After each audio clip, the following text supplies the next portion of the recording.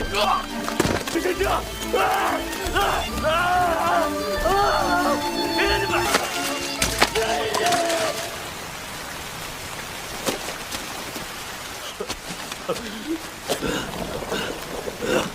့ဒီလူရဲ့နာမည်ကတော့စူးမှုပါငရဲတွင်တစ်ခုလိုကြောက်စရာကောင်းတဲ့အဖြစ်ပြက်ကနေအသက်ဘေးကလွတ်မြောက်လာပြီးနောက်မှာတော့စွန်ဦးဟာဒီသွေးကြွေးကိုဘလူနီးနဲ့မဆိုပြန်ဆက်ဖို့ဆုံးဖြတ်ချက်ချလိုက်ပါတယ်ဇလန်အစမှာတော့စွန်ဦးဟာသူ့ရဲ့ gangster တတိမစ္စတာကန်ရဲ့သစ္စာရှိလက်ယုံတစ်ယောက်ဖြစ်ပြီးလွန်ခဲ့တဲ့9နှစ်လုံးလုံးတတိခိုင်းသမျှအလုံးမသမျှကို14တောင်မှအမားရွေးမရှိအောင်အပြောင်မြောက်ဆုံးကိုင်းတွဲဖြည့်ရှင်းပေးခဲ့သူပါတရက်တော့တတိရဲ့စားတော့ဆိုင်မှာလူမိုက်တချို့လာရန်ကားကြပါတယ်ဆိုင်ပိတ်ချိန်ရောက်တာတော့မပြန်ပဲခြာအေးတတိလုံနေတဲ့အဲ့ဒီလူမိုက်တွေကိုစွန်ဦးတယောက်ကသွေးအီးနဲ့ပဲအခန်းထဲဝင်ပြီးပညာပေးလိုက်ပါတော့တယ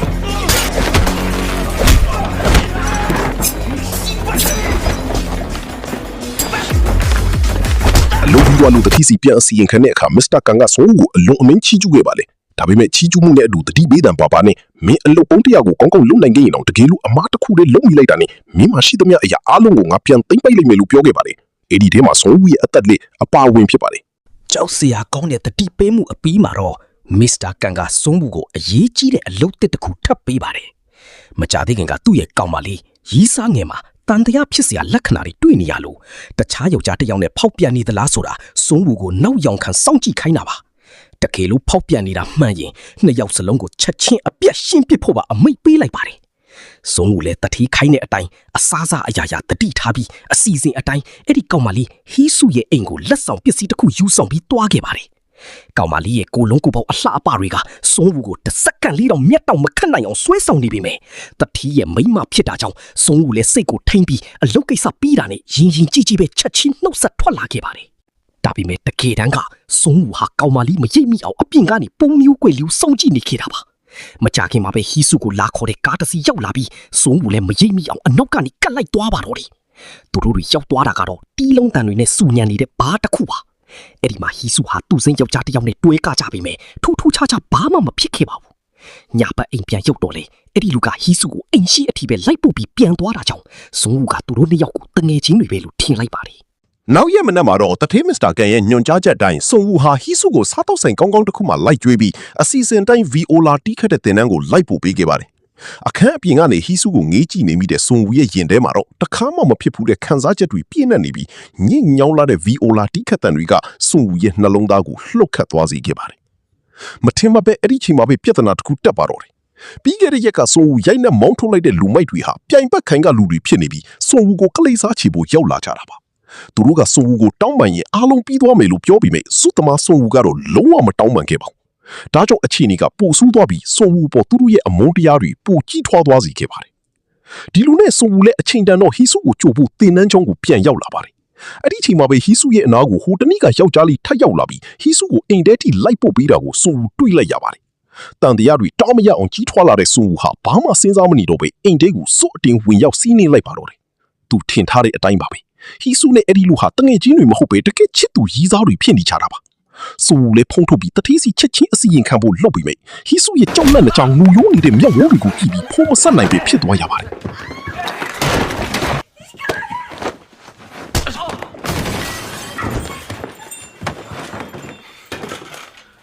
တကယ်လို့တတိကိုပြောလိုက်ရင်ဒီမင်းကလေးသိရမှာကိုသူသိနေချတာကြောင့်ပါစိတ်ရှုပ်ထွေးပြီးခဏတာတွေးဝေသွားပြီးနောက်မှာတော့စွန်ဦးဟာသူတို့နှစ်ယောက်ကိုအသက်ချမ်းသာပြီးဖို့ဆုံးဖြတ်လိုက်ပါတယ်ဒါပေမဲ့စီကံချက်တစ်ခုအနေနဲ့နောက်ဖေတော့ထပ်မကြည့်ကြဘူးတတိပြီးပြီးဒီကိစ္စကိုဘာမှမဖြစ်ခဲ့သလိုလျှို့ဝှက်ပေးထားလိုက်ပါတယ်အပြန်လမ်းမှာတော့စွန်ဦးတယောက်စိတ်ရှုပ်ဖွေးစွာနဲ့အတူများနေခဲ့ပါတယ်ဒီလိုရုပ်ရက်ကသူ့အတူအန်ဒီရဲ့တွင်းနဲ့တွန်းပို့လိုက်တာမှသိပြီးနေလေသူလုံးဝနောင်တမရခဲ့ပါဘူးလမ်းမှာစိုက်ကသမားတချို့ကသူ့ကိုရန်ဆက်ခဲ့ကြပြီးမြဲစိတ်ဆင်းရဲနေတဲ့စွန်ဦးဟာပြဿနာမဖြစ်ချင်လို့ထီးစမ်းကြော်ဖြတ်ခဲ့ရပါတယ်ဒီခံကြော်ဖြတ်ခဲ့ပေမဲ့လည်းအဲ့ဒီညမှာပဲအခြေအနေတွေကအကုန်ပြောင်းလဲသွားပါတော့တယ်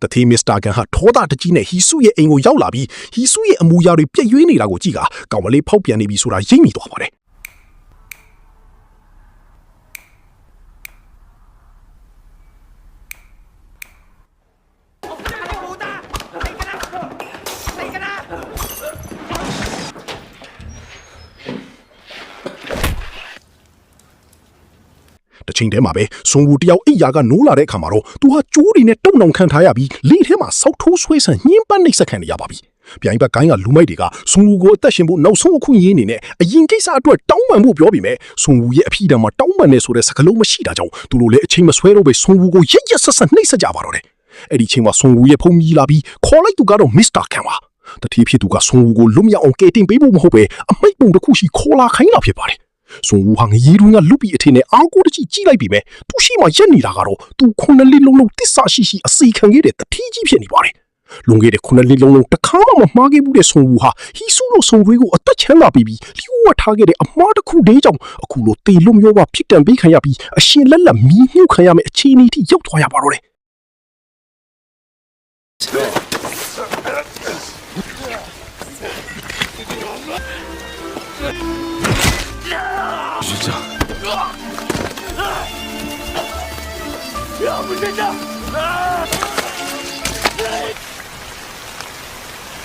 တာမန်လူဆိုရင်တော့ဒီညင်ပတ်နေစမှုတွေကြားမှာတိတ်ဆုံးသွားတော့ပြီဖြစ်ပြီမယ်ငရေမင်းတော့အံ့ဩရလောက်တဲ့ပြင်းထန်တဲ့စိတ်တခွန်အားမျိုးကြောင့်ဆွန်ဝူဟာမြေကြီးတွေကနေရုန်းကန်ပြီးအသက်ရှင်လျက်ပြန်လဲထွက်လာနိုင်ခဲ့ပါတယ်ဒီမြင်ကွင်းကိုမြင်သွားတဲ့မစ္စတာကန်ရဲ့တပည့်တယောက်ဟာဆွန်ဝူရဲ့စိတ်တက်ကိုလီးစားသွားပြီးအမှားပြင်ဖို့နောက်ဆုံးခွင့်ရင်းနေနဲ့ဆွန်ဝူကိုခေါ်ယူဆေးကြောပေးပြီးဖုံးတလုံးပေးလိုက်ပါတယ်တတိစီဖုံးဆက်ပြီးအမှန်တိုင်းဝန်ခံတောင်းပန်ရင်အသက်ချမ်းသာပြီးမယ်လို့ပြောပြီးမယ်ဆွန်ဝူကတော့ဟီဆူပေါ်ထားတဲ့သူ့ရဲ့ခံစားချက်ကိုဝန်ခံလိုက်ရင်ဟီဆူကအသက်အန္တရာယ်ရှိမှကိုစိုးရင်လို့လုံးဝဖုံးမဆက်ပဲညှင်းဆန်ပြီးထွက်လာခဲ့ပါတယ်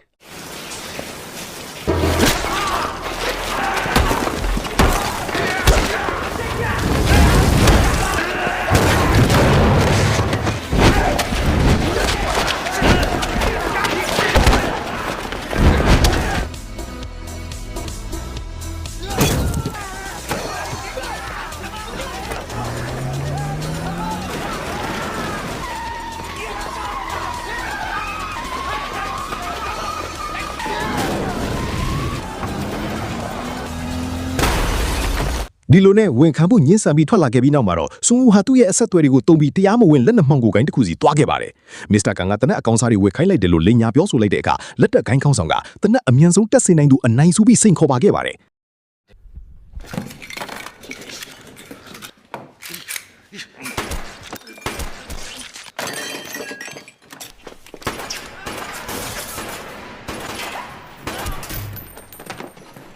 ဆွန်ဝူနိုင်သွားတဲ့အတွက်တနက်တွေကိုပိတ်ဆက်မပေးပဲအလကားယူပြီးထွက်လာခဲ့ပါတယ်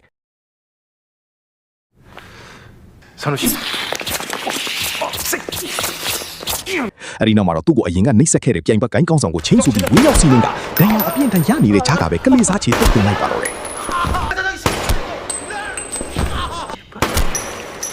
နောက်ဆုံးမှာတော့ဆွန်ဝူဟာသူ့ရဲ့တတိယဟောင်းမစ္စတာကန်စီကိုနာကြည့်မှုအပြည့်နဲ့ဖုန်းဆက်ပြီးတေမင်းနဲ့ရင်ဆိုင်ဖို့ပြင်ထားလိုက်တော့လို့တတိပေးလိုက်ပါတယ်မစ္စတာကန်လည်းသူ့ကိုယ်တိုင်မွေးထုတ်လိုက်တဲ့သွေးအေးလူသက်သမားမွန်စတာတစ်ကောင်ရောက်လာတော့မယ်ဆိုတာသိလို့ထိတ်လန့်တုန်လှုပ်ပြီးတပည့်အင်အားအပြည့်နဲ့စောင့်ကြိုနေပါတယ်ဆွန်ဝူဟာတတိရှိတဲ့နေရာကိုအချိန်အများကြီးမဖြုံးပဲရှာဖွေတွေ့ရှိသွားပြီးတန်စင်ခန်းထဲမှာတနက်ချက်ဖြည့်ကဝမ်ဘိုက်ကတနက်တန်ရာကိုသွေးတိတ်အောင်ရေးပေါ်ကူးတာပြီးနောက်မှာတော့တစ္ဆာဖောက်တတိကိုအပြတ်ရှင်းဖို့ထွက်လာခဲ့ပါတော့တယ်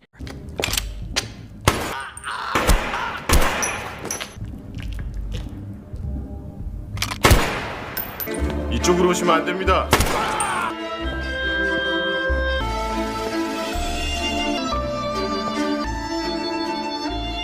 တလန်လုံးမှာရှိသမျှလူမိုက်တွေကိုတယောက်ထဲနဲ့အကုန်ဖြစ်တာပြီးမစ္စတာကန်ရဲ့ရှိကိုရောက်လာပါတယ်။ဆွန်ဝူကနာကြည့်စွာနဲ့လွန်ခဲ့တဲ့9နှစ်လုံးလုံးခွေးတစ်ကောင်လိုတစ္ဆာရှိအလုပ်ကျွေးပြုတ်ခဲ့တဲ့ကျွန်တော်ကိုဘာလို့အရှင်လက်လက်မီမြုပ်ခဲ့ရတာလဲလို့မေးခွန်းထုတ်တဲ့အခါမစ္စတာကန်တယောက်ဘာမှမဖြေနိုင်ခဲ့ပါဘူး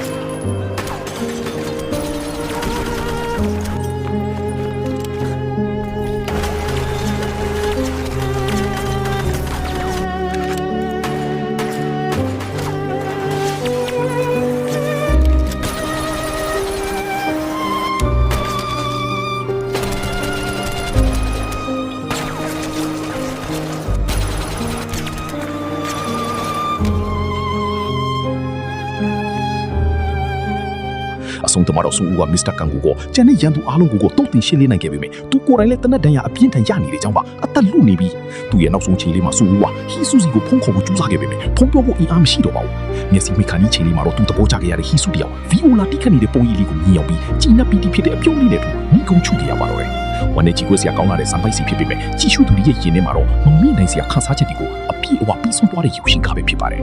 ဒီလိုရုပ်ရှင်ဇာတ်လမ်းကောင်းတွေကိုလက်မလွတ်တမ်းကြည့်ဖို့အတွက်ကျွန်တော်တို့ရဲ့ channel ကိုအခုပဲ subscribe နဲ့ follow လုပ်ထားလိုက်ပါ